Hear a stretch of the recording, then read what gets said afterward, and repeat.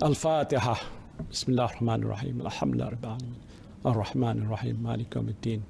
Iyyaka na'budu wa iyyaka nasta'in. Ihdinas siratal mustaqim. Siratal ladzina an'amta 'alaihim ghairil maghdubi 'alaihim waladdallin. Amin. Bismillahirrahmanirrahim. Alhamdulillahi rabbil alamin. Hamdan yuwafi ni'amahu wa yukafi mazidah. Ya Rabbana lakal hamdu wa lakal syukru kama yanbaghi li jalali wajhika wa azimi sultanik. Ya Allah, Ya Rahman, Ya Rahim, Engkau ampunilah dosa-dosa kami. Engkau rahmatilah diri kami, keluarga kami dan negara kami. Engkau lindungilah hamba-Mu yang kredit ini daripada segala musibah. Engkau jauhilah diri kami daripada penyakit yang berbahaya dan wabak yang mengancam nyawa. Engkau hindarilah kami daripada bala yang berat dan takdir yang buruk. Ya Allah, Ya Rahman, Ya Rahim, Engkau berilah kekuatan, kecekalan dan kesabaran kepada kami untuk menghadapi dugaan-Mu yang berat ini. Engkau tiupkanlah ketenangan dalam jiwa kami. Sesungguhnya setiap dugaan yang Engkau turunkan kepada kami, Ya Allah, tiadalah ia melainkan untuk meningkatkan ketakwaan dan keimanan kami kepadamu. Ya Allah, Ya Rahman, Ya Syafi, Engkau berilah kesembuhan kepada saudara-saudara kami yang dijangkiti wabak coronavirus, walau di mana saja mereka berada. Sesungguhnya tiada penyakit yang tidak dapat Engkau sembuhkan. Ya Allah, tiada mara bahaya yang tidak dapat Engkau jauhinya dari kami, Ya Allah. Kami bermohon kepadamu, Ya Allah, lindungilah kami, selamatkanlah kami, sejahterakanlah kami. Rabbana zalamna anfusana wa illam taghfir lana wa tarhamna lanakunanna minal khasirin. Rabbana atina fid dunya hasanah wa fil akhirati hasanah wa qina azabannar. Wa sallallahu ala sayyidina Muhammadin wa ala alihi wa sahbihi wa sallam. Walhamdulillahi rabbil alamin.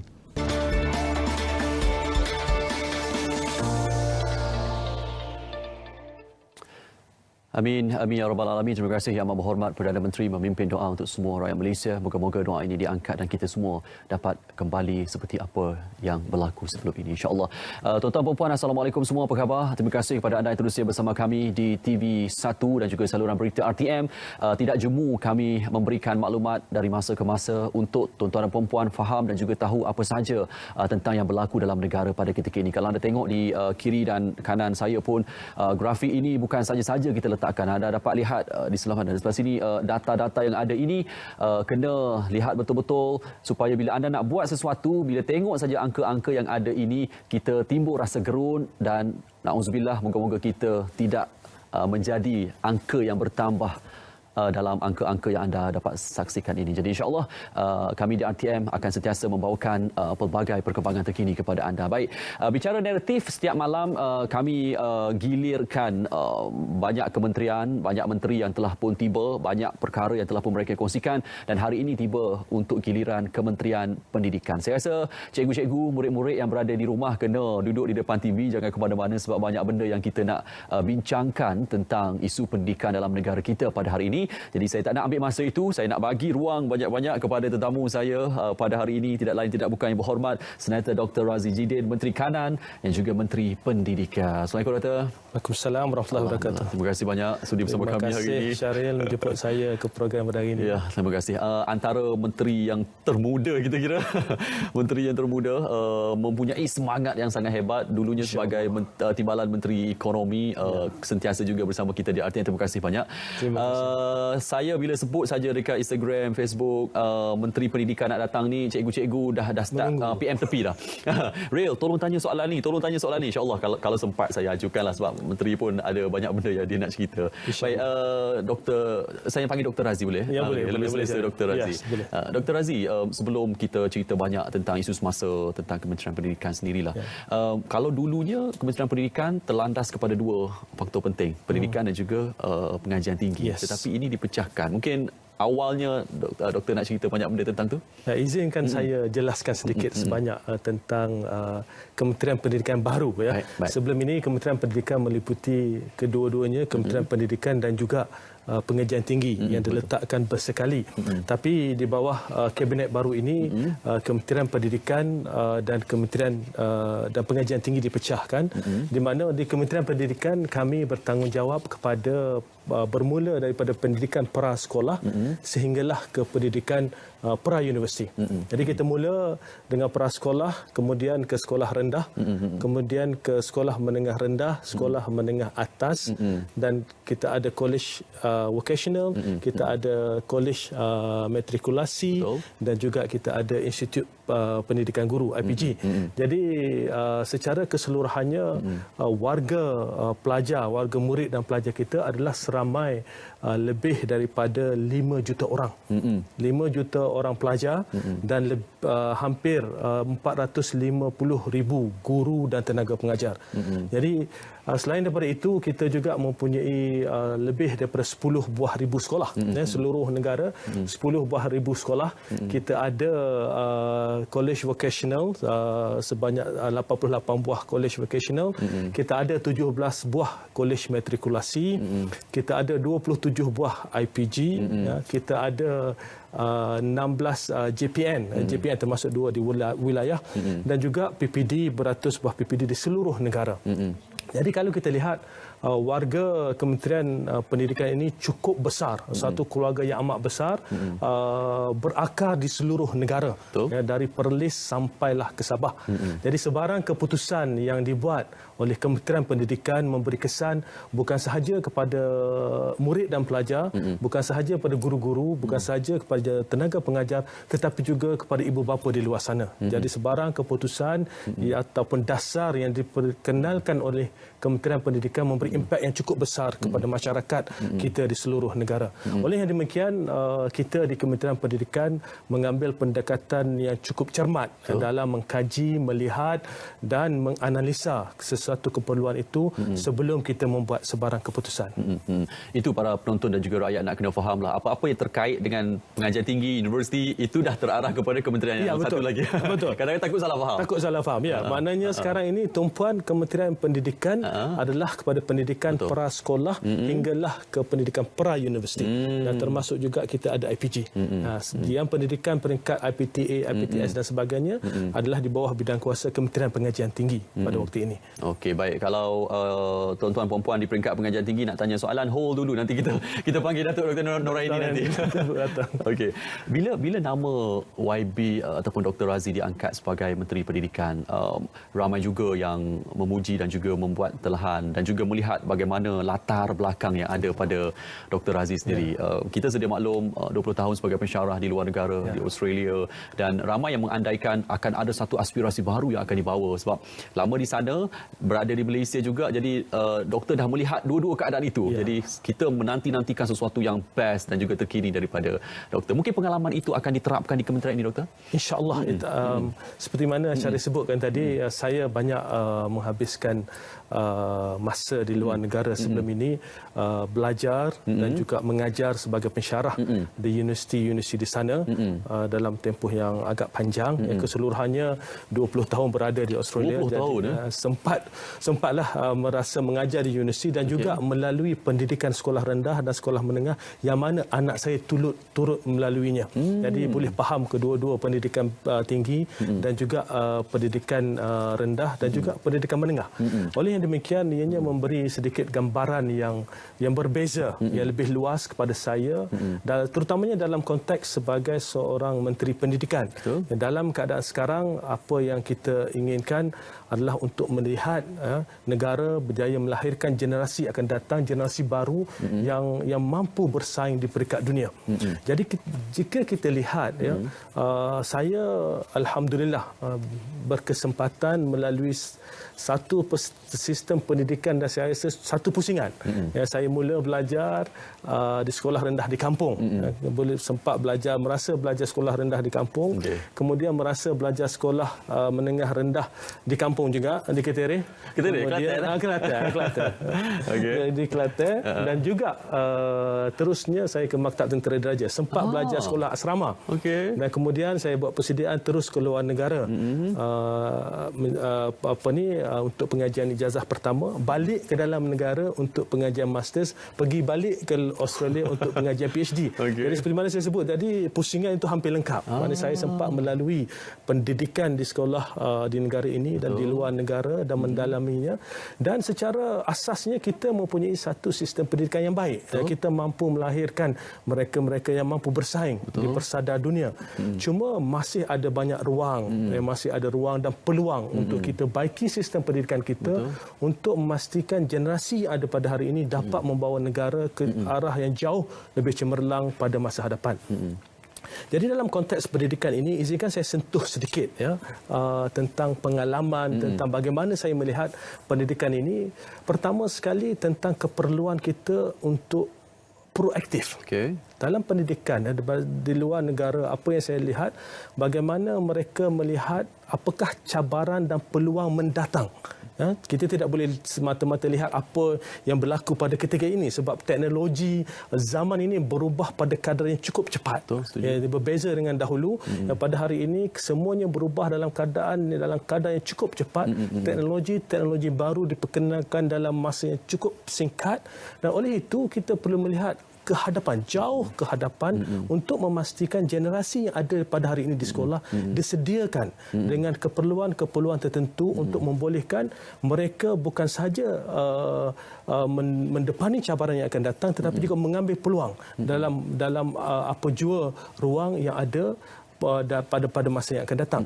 Jadi jika saya ingat kembali sewaktu saya di sana, bagaimana sebuah universiti pada ketika itu kita masih bercakap tentang big data. Masih bercakap, tapi mereka setelah membuat satu usaha untuk mewujudkan satu program khas, big data dan sebagainya, dan menjadikan antara universiti terawal memperkenalkan program tersebut. Dan saya masih ingat juga di sewaktu di sekolah, anak bersekolah, bagaimana sebagai contoh apabila 3D printer dikeluarkan, bagaimana cikgu-cikgu telah membawa pelajar ini kepada this is the latest technology. Inilah teknologi terbaru yang ada, yang diperkenalkan, yang kita perlu tahu. Jadi kita kena bawa pelajar-pelajar ini ke hadapan jauh lebih cepat. Ini khususnya saya bagi contoh dalam konteks kita di Malaysia, apabila kita bercakap tentang TVET, technical dan vocational, pengajian technical dan vocational. Dalam konteks ini, kalau pengajian TVET itu berasaskan teknologi yang telah lama, yang ada mesin 10 tahun dahulu, yang dibeli 15 tahun dahulu, masih digunakan pada hari ini, maka pelajar-pelajar tidak didedahkan apakah teknologi baru yang akan mereka hadapi apabila mereka masuk ke industri pada masa yang akan datang. Oleh yang demikian, amat penting untuk kita melihat bagaimana satu kerjasama yang baik sebagai contoh antara sekolah dan industri sebagai contoh, untuk melihat bagaimana pelajar ini dapat didedahkan kepada teknologi-teknologi baru dalam industri, supaya apabila mereka keluar, mereka pada waktu itu amat terkini dengan teknologi-teknologi yang ada. Jadi itu merupakan satu perspektif dari segi bagaimana kita perlu proaktif melihat masa depan, keperluan masa depan dalam menyediakan anak-anak kita di sekolah pada waktu ini. Yang keduanya, saya rasa kita ingin memberi penekanan bagaimana kita lihat keperluan untuk menginsafi bahawa setiap pelajar itu mempunyai kelebihan dan kekuatan masing-masing. Setuju. Kita tidak boleh melihat pelajar sebagai sebuah kelas dan inilah pelajarnya ada 35 orang dan kita susunnya ini paling pandai, ini paling tak pandai berdasarkan keputusan.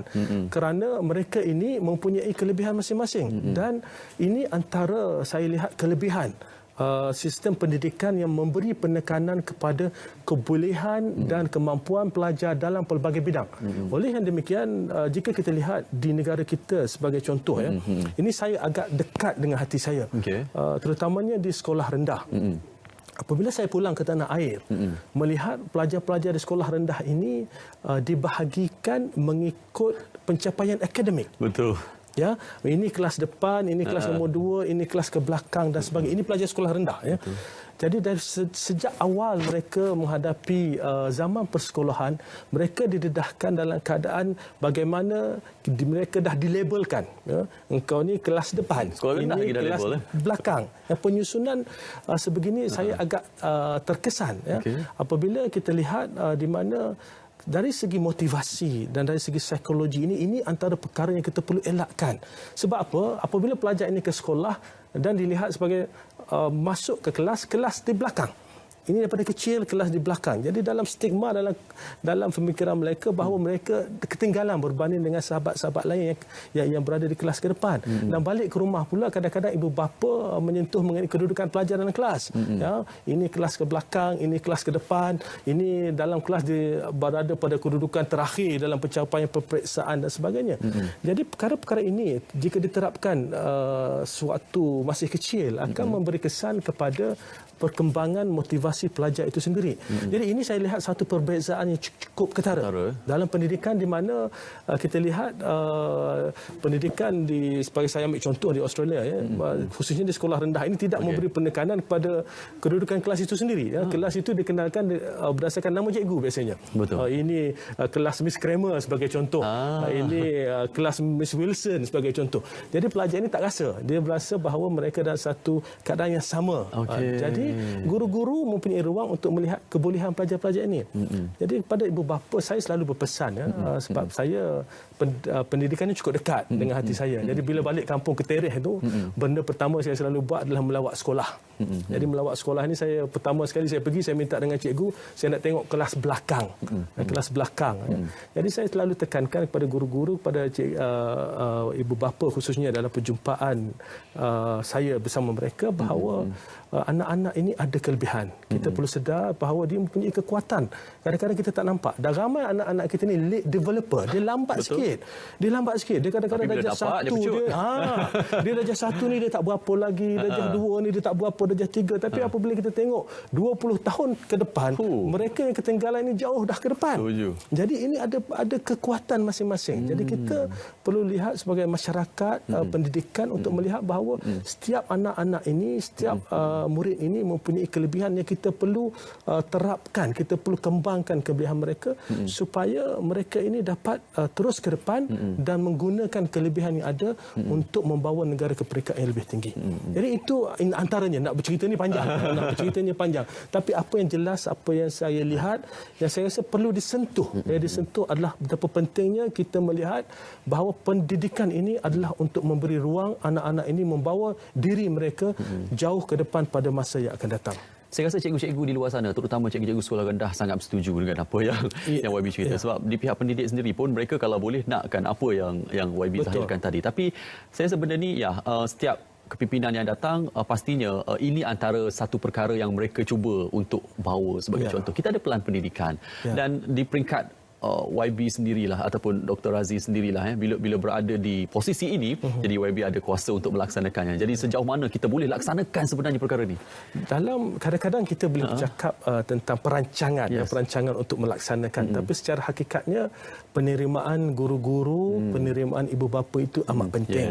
Itu yang nak kena kita perlu perjelaskan secara mendalam, ya, bahawa penerimaan ibu bapa, penerimaan guru-guru terhadap apa-apa sahaja yang dirancangkan adalah cukup penting. Jadi saya mengambil pendekatan bahawa dalam usaha kita untuk memperkenalkan apa-apa sahaja perkara walaupun baik, engagement atau libat urus atau perbincangan dengan ibu bapa, dengan guru-guru itu memainkan peranan yang penting. Saya bersetuju dengan Syahril tadi. Ramai guru-guru berpendapat bahawa kaedah kadang-kadang itu perlu ditukar. Jadi insya-Allah seperti mana saya sebut tadi, kita ada ruang untuk memperbaiki dan kita ada peluang untuk memperbaiki apa yang ada pada hari ini ke arah yang jauh lebih baik. Okey, baik. Kita ada ruang dan juga kita ada peluang. Itu yang sangat penting. Ya, penting. Okey, baik. Kita nak berehat sekejap. Kita bagi ruang kepada YB Minaya sekejap. Tengok YB bercakap tadi petah.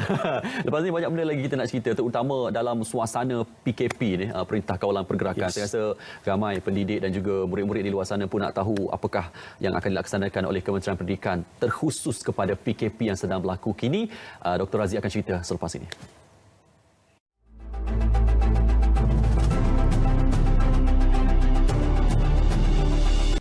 Baik, kembali bersama kami dalam Bicara Naratif. Kita bersama dengan Yang Berhormat Senator Dr. Razi Jidin, Menteri Kanan dan juga Menteri Pendidikan. Tadi saya nak masuk bab PKP, tapi duk sembang-sembang tadi rupanya ada satu bab lagi yang kita nak cerita tentang fun learning. Ini kalau kita dapat buat ni, saya rasa murid-murid semua tersenyum lebar. Kenapa itu mungkin menjadi satu perkara yang Puan Abi rasa nak buat? Apabila kita bercakap tentang pembelajaran, pembelajaran itu lebih mudah untuk pelajar-pelajar pada mana-mana peringkat. Betul. Untuk mereka menghayatinya, memahaminya dengan lebih baik jika mereka mendapati bahawa pembelajaran itu sesuatu yang menyeronokkan. Setuju. Bangun pagi nak pergi sekolah, anak-anak darjah 1, darjah 2, dia yang nak pergi sekolah. Betul. Kita tak perlu kejut. Jika kita dapat sampai di tahap itu, bagaimana anak-anak cukup merasakan bahawa sekolah ini merupakan satu tempat yang menyeronokkan, yang mereka boleh belajar, mendalami ilmu secara langsung, secara tidak langsung dengan pelbagai kaedah. Jadi jika kita lihat apa yang boleh dilakukan ataupun apa yang boleh kita ambil pengajaran daripada konsep ini adalah untuk kita pastikan bahawa anak-anak ini dibawa mempelajari sesuatu topik itu, sesuatu kaedah itu secara natural, secara semula jadi. Kita ambil contoh, jika kita lihat minat pelajar-pelajar pada waktu ini, pada masa ini dalam bidang STEM, Science, Technology, Engineering dan Mathematics. Penglibatan atau minat pelajar-pelajar dalam bidang STEM ini semakin hari semakin menurun. Okay. Mengapa? Kerana sains ini dilihat sebagai satu topik yang amat berat, amat sukar. Nak belajar ini, wah ini dengar chemical ini, bahan kimia dan sebagainya, fizik.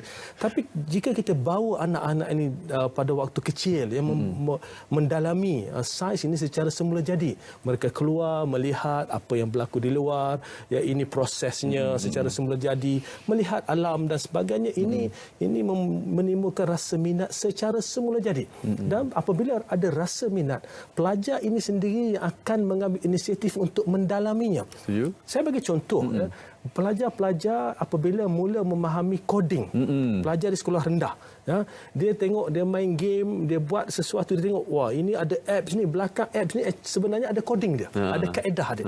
Dan dia belajar buat, tengok, bila dia ceritakan, dia mula belajar sebagai contoh. Buat sedikit yang simple, ya. Dan pada satu tahap mereka rasa ini satu yang menyeronokkan. Jadi kita tak perlu paksa dah. Mereka secara langsung memohon daripada ibu bapa, meminta tolonglah hantar kelas coding, hantar belajar ini dan sebagainya. Betul. Ini fun learning ini amat penting, khususnya untuk pelajar-pelajar di sekolah rendah. Jadi kita ingin menggunakan ruang untuk pelajar di sekolah ini, di sekolah rendah ini membentuk karakter. Menggunakan kreativiti yang ada, membentuk pemikiran analytical. Ini ruangnya. Sebab itu amat penting interaksi guru-guru dengan pelajar sebagai contoh. Mesti dua hala. Ya. Pelajar yang ada inquisitive mind, ni nak tanya banyak, ni dia akan tanya macam-macam. Dia akan tanya pelik-pelik soalannya. Betul. Jadi apabila berlaku interaksi dua hala ini, pelajar secara tidak langsung membentuk satu pemikiran yang mana mereka melihat sesuatu isu itu dan mereka mampu melihat sesuatu isu dari pelbagai sudut. Jadi lahirlah satu komuniti yang mana apabila timbul sesuatu isu, perlu ditanya dahulu daripada mana sumbernya, yang tepat atau tidak maklumat ini, apakah keputusan yang dibuat ini berdasarkan fakta yang betul dan sebagainya. Ini untuk generasi masa depan negara. Jadi perlu dibentuk suatu mereka masih kecil. Jadi sebab itu saya kata pendidikan di sekolah rendah tentang fun learning ini terpakai juga di sekolah menengah. Sebab saya kata tadi, penglibatan atau minat pelajar-pelajar kita untuk sains dan matematik ini menurun. Setuju. Jadi dalam keadaan dunia berlumba-lumba untuk mendahului kepakaran dalam bidang sains dan teknologi, jika pelajar-pelajar kita tidak mengambil ruang ini, maka pada masa akan datang kita akan terus ketinggalan. Jadi itulah apa yang saya sebutkan tadi, untuk memastikan bahawa mereka merasakan ini satu proses pembelajaran yang menyeronokkan. Baby, anak saya darjah 1. Saya pun ada banyak soalan nak tanya tentang tu. Saya rasa YB kena datang lagi lah. InsyaAllah. Sebab pengurusan masa sekarang 9.30 tak sempat tanya benda lain. Itu kena datang lagi. Kita datang. Okey, baik. InsyaAllah. Kita masuk ke bab PKP, Perintah Kawalan Pergerakan.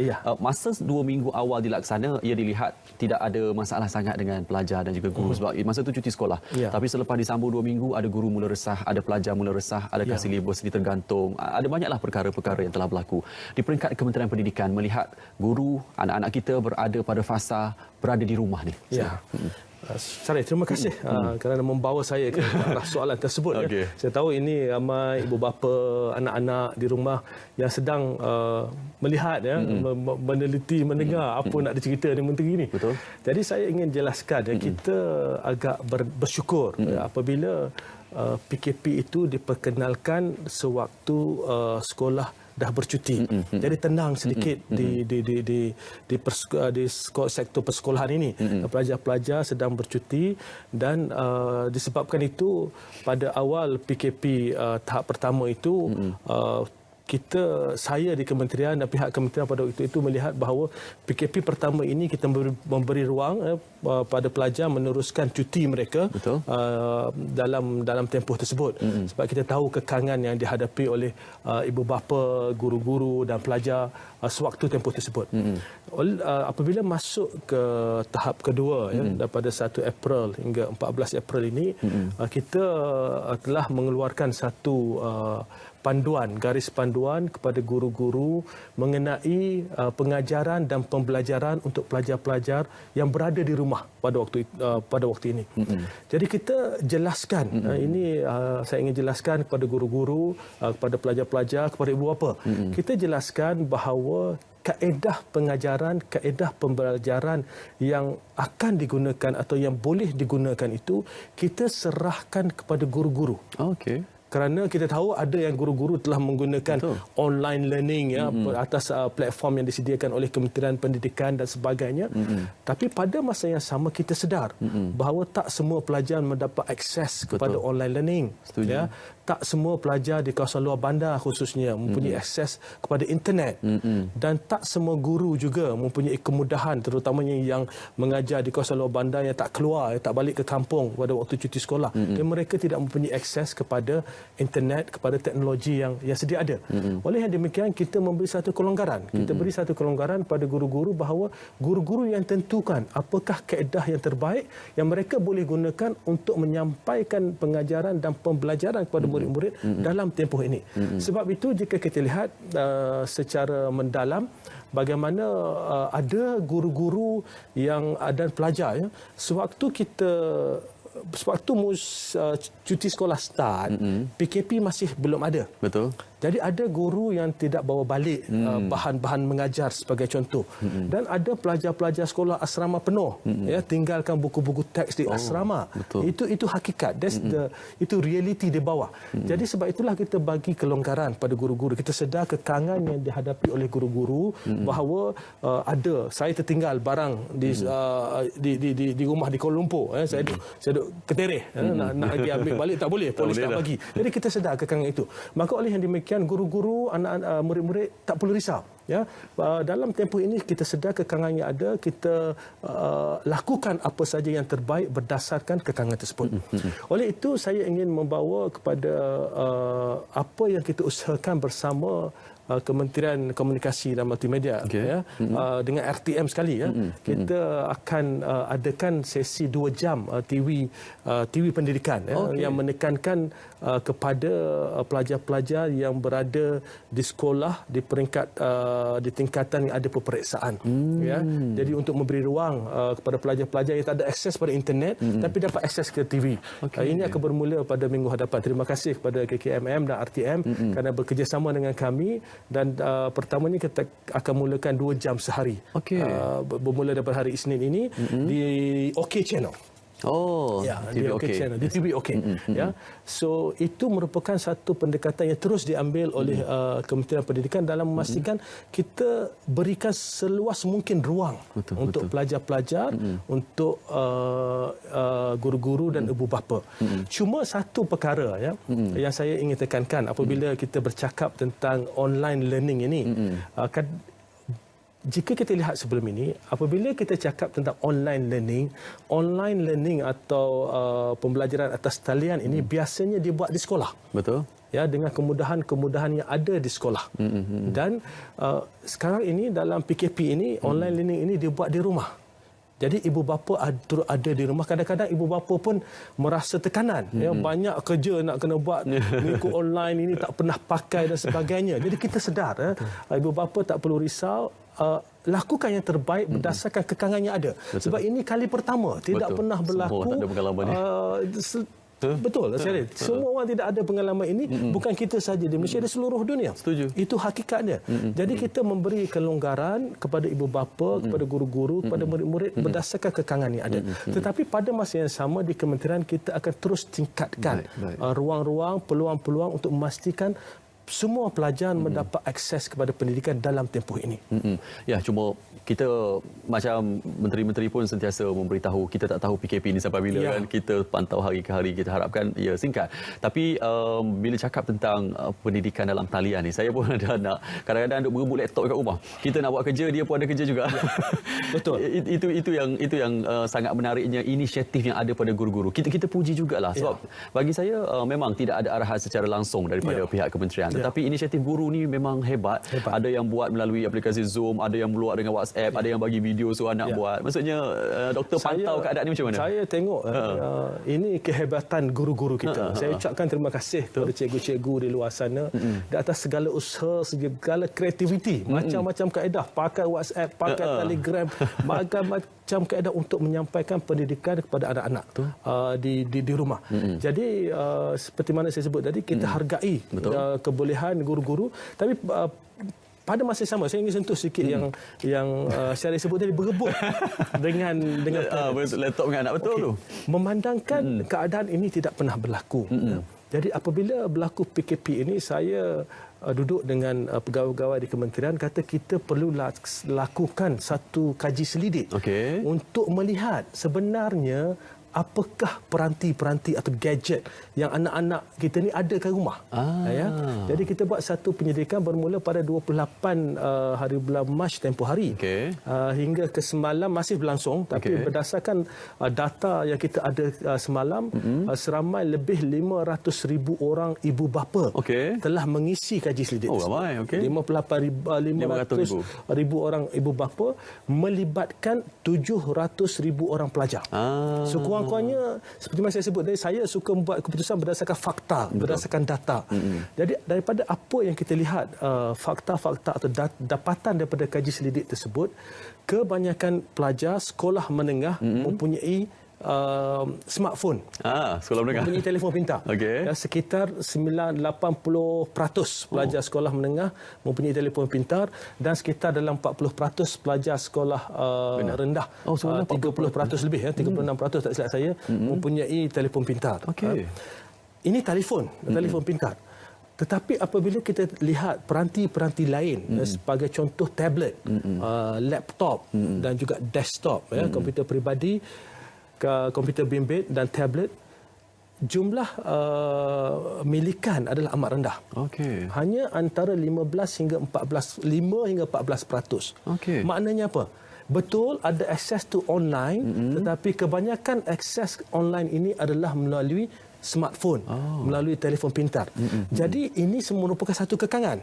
Kadang-kadang bila pengajaran itu terlampau complicated, terlampau berat, untuk pelajar baca daripada handphone ini agak sukar, untuk menyiapkan tugasan sebagai contoh melalui peranti. Jadi ini perkara-perkara yang kita teliti, kita lihat secara mendalam apakah kaedah yang terbaik untuk kita lakukan. Sebab itu dengan data-data ini, insya-Allah kita akan lihat, kita akan buat kajian lebih terperinci. Cuma walaupun kita mempunyai responden 500,000, tapi responden ini adalah mereka yang memang dah ada akses to internet. Sebab tu dia boleh isi. Dia ada telefon, sebab tu dia boleh isi. Tapi ianya tak mengambil kira responden di luar bandar yang tidak ada akses pada internet, tidak ada akses pada telefon. Jadi kita sedang menyiapkan satu lagi kaji selidik lain untuk melihat bagaimana akses mereka kepada peranti-peranti ini. Ini penting. Seperti mana saya sebut tadi, online learning sebelum ini adalah di sekolah. Jadi kita tak rasa keperluan apa alat anak-anak ada di rumah dan sebagainya. Macam Syarif sebut, kita nak buat kerja. Anak-anak pun nak buat kerja juga. Pukul 2 ada online kelas.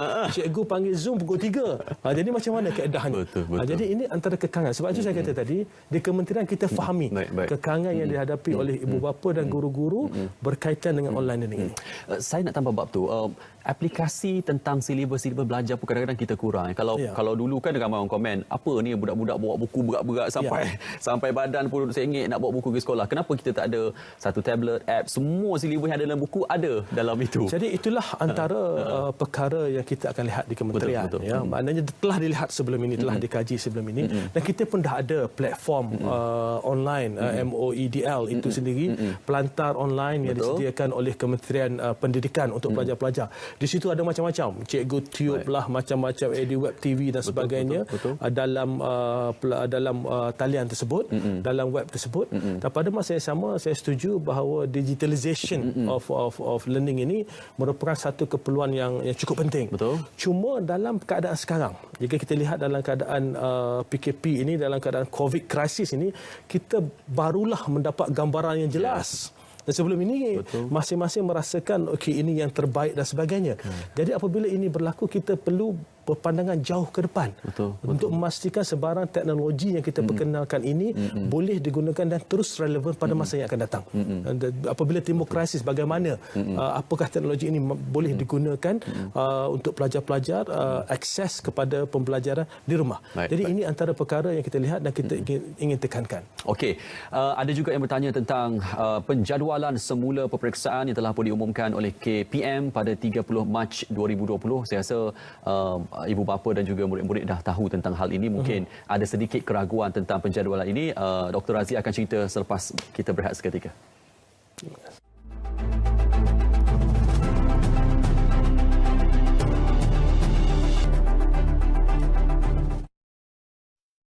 Okey, kembali bersama kami dalam Bicara Naratif. Ya Allahu Akbar, masa ni cepat betul ya berlalu. Kat sejam. Rasa banyak lagi nak tanya, dah 9.45 dah. Okey, tadi saya gantung soalan tentang penjadualan semula peperiksaan yang diumum oleh KPM. Itu setakat yang kita tahu sekarang. Tapi kalau ada beberapa perkara yang mungkin perlu dikemas kini, saya rasa itu akan berubah. Betul. Saya ingin mengambil peluang ini, Syaril, untuk jelaskan kepada ibu bapa kita dan murid-murid dan pelajar di luar sana, kerana kita tahu bahawa terdapat kebimbangan di kalangan mereka. Ada yang kata nanti tak sempat nak cover semua subjek, semua mata pelajaran, silibus dan sebagainya, topik-topik exam dah dekat. Pertama sekali, saya ingin tekankan prinsip asas yang diambil oleh pihak kementerian, oleh kami dalam merangka penjadualan peperiksaan. Pertama sekali, kita akan pastikan supaya semua topik yang patut dipelajari oleh pelajar, mereka mempunyai masa untuk mempelajarinya. Itu prinsip paling penting. Kita tidak akan menyusahkan pelajar dan ibu bapa di mana mereka tidak sempat mempelajari, mentelaah semua topik dan tiba-tiba datang peperiksaan. Tidak. Ya, sebab itu dalam penjadualan semula itu kita tekankan bahawa kita ingin melihat semua kurikulum itu dapat diselesaikan sebelum peperiksaan dilakukan. Dan kita akan membuat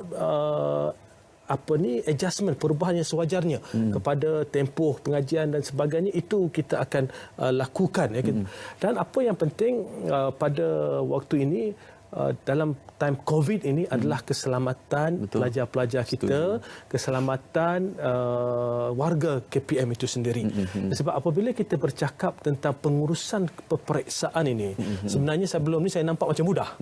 Duduk kat luar, kita tengok exam SPM, STPM keluar, UPSR. Tapi apabila kita lihat pengurusan peperiksaan itu sendiri, terlalu banyak faktor-faktor yang perlu diambil kira. Sebagai contoh, bilik kebal.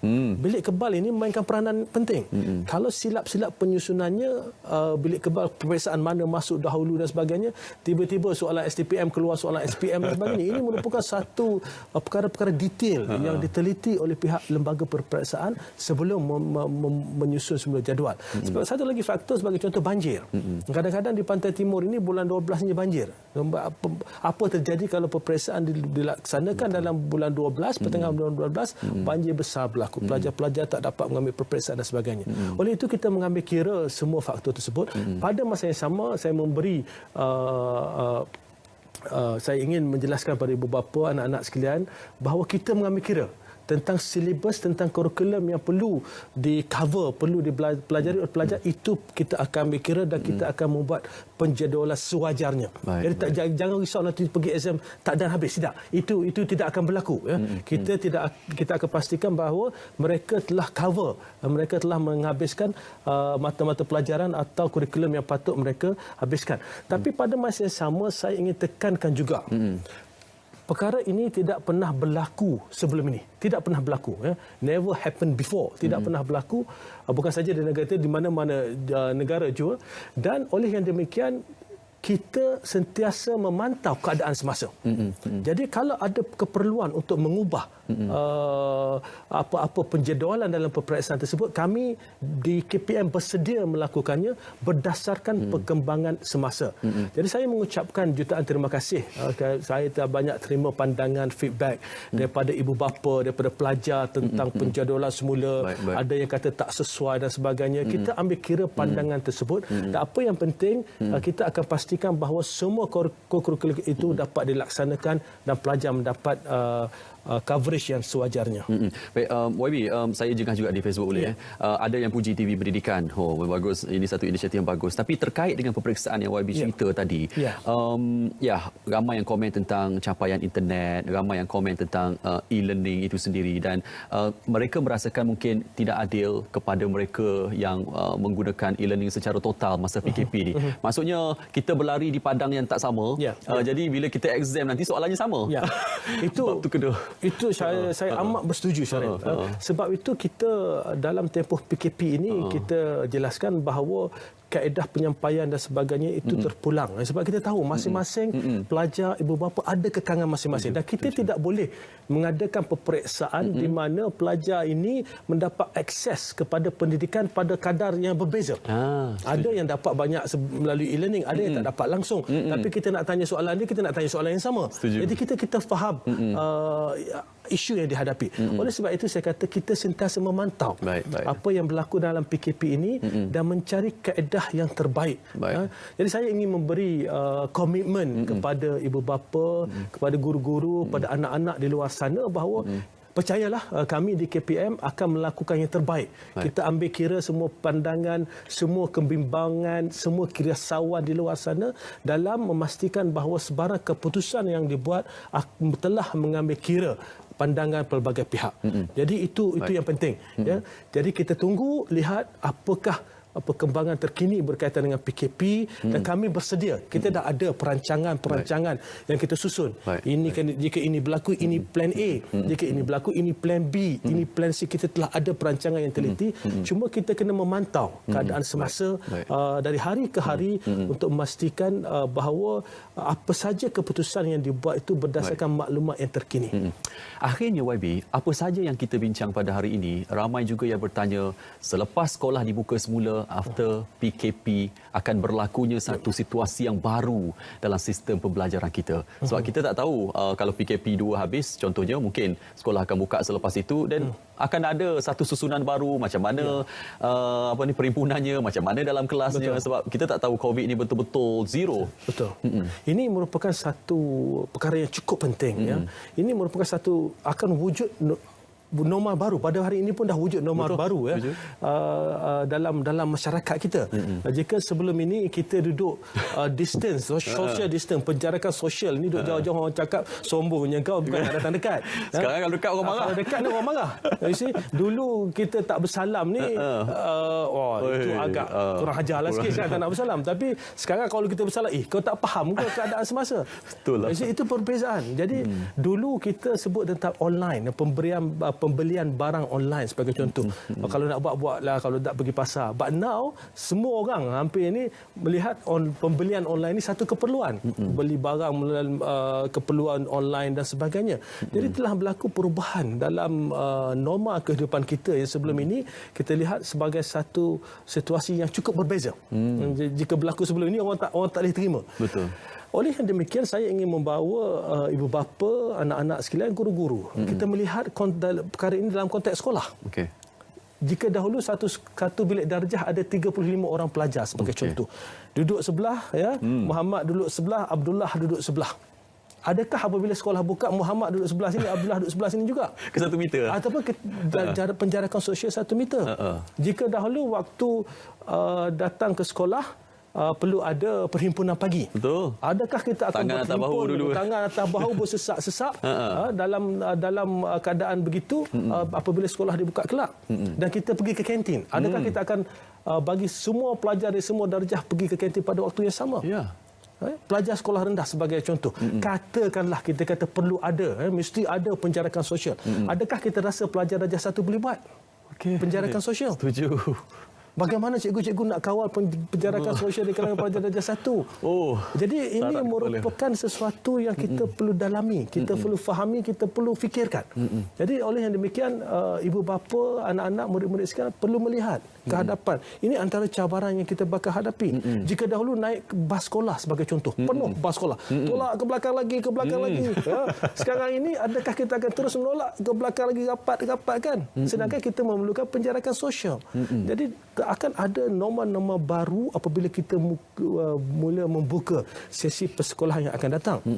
Oleh itu, kita perlu melihat bagaimanakah kami di KPM ini untuk memberikan yang terbaik, untuk memastikan keadaan dapat dikawal dengan baik. Kita perlu lihat, kita ada 5 juta orang pelajar. Dan COVID ini kita tidak tahu setakat mana kita dapat membendungnya. Pada hari ini, alhamdulillah, kita dapat membendung dengan baik. Tapi apabila dibuka di sekolah ataupun dibuka industri dan sebagainya, apa yang akan berlaku? Oleh yang demikian, saya ingin membawa ibu bapa, guru-guru, anak-anak sekalian untuk memahami bahawa kadang-kadang sebelum ini risau, kata nanti habis PKP terus buka sekolah. Semua orang ni. Kita mengambil kira kalau buka PKP terus buka sekolah, semua orang menyerbu sekolah, balik asrama dan sebagainya. Jadi itu antara perkara-perkara yang kita teliti. Kita dalami satu persatu risiko-risiko yang mungkin akan berlaku. Jadi yakinlah, insya-Allah kami di KPM akan melakukan yang terbaik untuk memastikan pertama sekali adalah keselamatan pelajar-pelajar. Itu paling penting. Kita tidak guna buka sekolah dalam keadaan ibu bapa rasa anak-anak tak selamat. Kita pun cikgu-cikgu rasa tak selamat. Jadi keselamatan pelajar-pelajar itu amat penting. Itu antara fokus kita. Yang kedua, kita ingin melihat apakah keutamaan kita. Dalam persekolahan ini ada keutamaan tertentu, tingkat apakah fokus yang kita akan diberikan dan sebagainya, untuk melihat bagaimana keadaan terbaik apabila sampai masa yang kita perlu buka sekolah itu. Baik. YB, saya sangat berbangga menembual YB sebagai penampilan pertama sebagai Menteri Pendidikan. Banyak benda yang kita belajar pada hari ini. Akhirnya dalam waktu yang terbatas ini, guru-guru kita perlu berikan penghargaan. Saya rasa kita doakan mereka semua terhindar daripada segala penyakit yang berlaku pada na'udzubillah. Dan mungkin apa yang YB nak kongsikan supaya kita sebut sebagai semangat guru-guru ini, walaupun dalam keadaan yang terbatas, mereka ada sesuatu untuk dikongsikan bersama pelajar. Itulah antara sesuatu yang menginsafkan saya. Bagaimana saya pun dulu pendidik. Kita faham bagaimana semangat kita ini adalah untuk memberi yang terbaik kepada anak-anak didik kita. Itu kita faham. Sebab itulah ada guru yang menghubungi saya, kata tak boleh saya tertinggal alat-alat bahan-bahan pengajaran di rumah dan sebagainya. Saya kata tak apa, kalau dah kekangan itu, maknanya kita sedar itu kekangan. Tapi saya ingin mengambil peluang ini mengucapkan jutaan terima kasih kepada guru-guru yang telah turut bersama-sama menjayakan PKP ini, mencari jalan bagaimana mereka dapat menyampaikan pendidikan kepada anak-anak di sekolah dalam tempoh yang begitu mencabar ini, dan juga pada pentadbir-pentadbir sekolah yang memastikan yang bekerja sama baik dengan guru-guru, dan kepada ibu bapa. Ini yang kita perlu hargai. Saya amat hargai ibu bapa yang memberi penekanan kepada pendidikan anak-anak, dan juga ibu bapa yang membimbangi keadaan yang berlaku. Itu menunjukkan bahawa mereka concern, mereka risau, mereka mengambil tahu apa yang berlaku ke atas pendidikan anak-anak mereka.